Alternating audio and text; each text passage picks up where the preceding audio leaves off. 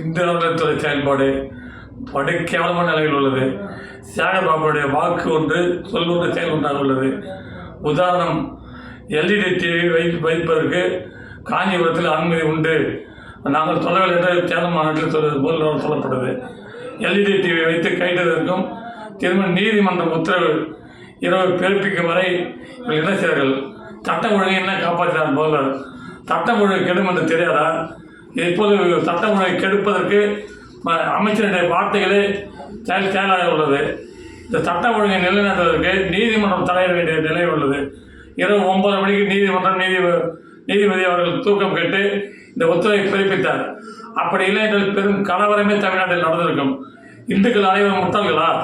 இந்துக்கள் கும்பல் கூடக்கூடாது, சாப்பாடு போடக்கூடாது, டிவி பார்க்கக்கூடாது, எல்இடி வைத்து பார்க்கக்கூடாது என்று கட்டுப்பாடுகளை விதிப்பது வாய்மொழியாக சொன்னார்கள்.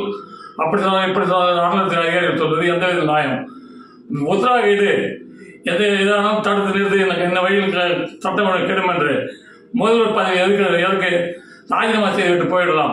இங்கே கள்ளக்குவாரிகள் மாமூல் வாங்குவதற்கும், ரோடு வேலைகள் மாமூல் வாங்குவதற்கும், சுகாதாரத்துறை மாமூல் பெறுவதற்கும், சுகாதாரம் எல்லா துறையும் கெடுத்து வைத்து விட்டார்கள் திமுக ஆட்சியிலிருந்து. இந்த அதிமுக ஆட்சியில் முதல் ஆரம்பம். மோடி அவர்கள் ஒரு கோயிலை உண்டு பண்ணுகிறார். உன்னால் உதவ முடியல ஒதுங்கி விடலாம். நீ போகவில்லை என்றால், பத்திரிகை வாங்கவில்லை என்றால் ஏன் வாங்கவில்லை யாரும் கேட்கவில்லை. உன்னுடைய குடும்ப கிராமத்தில் உள்ளவர்கள் நாங்கள்லாம் கோயிலுக்கு போவோம், வருவோம், எங்கேயாவது கும்பிடுவோம், ராமரை கும்பிடுவோம். நீ கிருஷ்ணா இருந்தால் அதான் எல்லாருமே கிருஷ்ணா இல்லைடா. அறிவிக்கத்தை வேலை செய்திருக்காரு சேகர்பாபு அவர்கள்.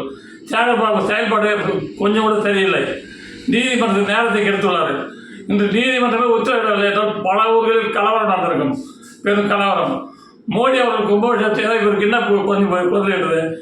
இவர் போய் நேராக போய் தடுக்க வேண்டும், நேராக கேட்க வேண்டியதானே குறைபாடு இருந்தாலும். இவர் இன குறைபாடு தயார் பண்ணி முட்டை விடுவதற்கு இங்கே செயல்படுகிறார். இந்த இனத்தை காட்டி அடுத்தது ஏழ்மையை காட்டி பிரிப்பதெல்லாம் பிரித்தாலும் தன்மை செயல்படாது. திமுக கதை எடுப்படாது. இதோட மூட்டை கட்டி கொண்டு ஓடிவிட வேண்டியதுதான். இந்த ஒரு வருஷ காலம் நீங்கள் எவ்வளவு கொள்ளையாக இருந்தாலும் அதை பார்த்து கொண்டு தான் இருக்கிற ஜனங்கள். விரைவில் இலங்கை மாதிரி ஆகிவிடும். இலங்கை ராஜபட்ச எவ்வளவு கும்பலை அழித்தார். அவருடைய பாவங்கள் விட்டதை வரை உங்கள் கருமா விடாது. கோடிக்கணக்கில் மக்கள் ஏழைப்படத்தை கொள்ளையடித்து சென்று அதிகாரத்தை பயன்படுத்தி மேலும் அதிகாரத்தை பயன்படுத்தி குற்றத்தை உண்டு பண்ணுகிறீர்கள். இந்த ஊழலினால் எந்த குற்றம் குறைந்தது? கும்பாபிஷேகம் நல்லபடியாக முடிந்தது. இதில் நரேந்திர மோடியோட செயல்பாடு அனைத்து மக்களும் பாராட்டினார்கள். இதில் உங்கள் கட்சி, உங்களை சார்ந்தவர்கள், உங்கள் கட்சியில் உள்ளவர்கள் செய்துள்ளார்கள். அவர்களும் நிதி தந்துள்ளார்கள்.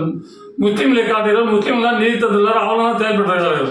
நீ தமிழ்நாட்டில் கலவரத்தை உண்டு பண்ணுவதற்கு இந்த முஸ்லீம்களை கிறிஸ்தலை காட்டி ஊடகத்தை நீயே வைத்து ஊடகங்களில் கலவரம் பண்ண முயற்சித்தாய், முடியவில்லை.